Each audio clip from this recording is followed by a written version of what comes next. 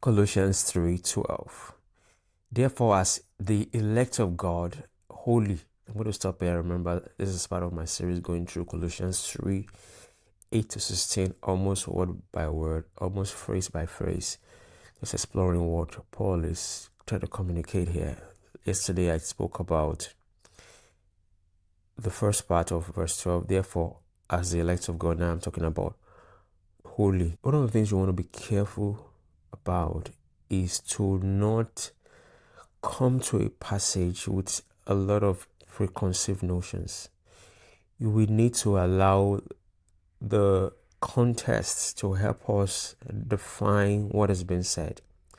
And what that means is that it's going to be difficult for me to see a word applied and seen in one context, maybe used by one author, and just assume that anywhere I see that word, that's how I'm supposed to think about it. That is why sometimes words serve different purposes in their context. In this context, this only is not an achievement. This only is not an outcome. This only is a state, just as being the elect of God is a state, is your spiritual reality. It's not something you do. It is communicating something that is set apart for God. We have verses in the Old Testament that are called holy, right?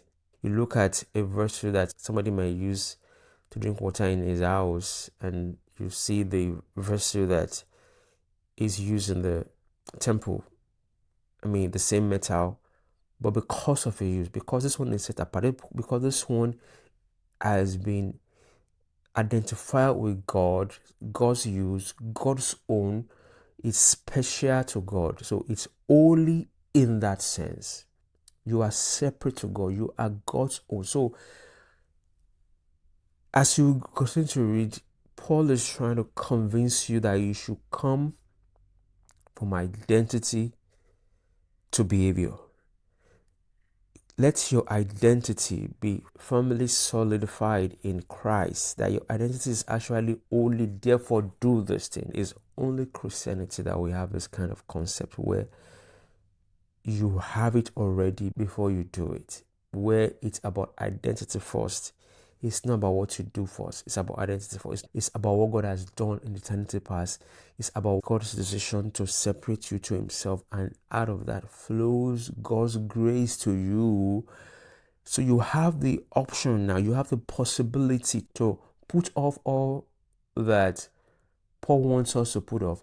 And as you continue to put on what Paul wants us to put on, that possibility is in you because of the seed already in you. You are going to produce specific fruit because you already have that potentiality in you. You have the possibility of holiness in you.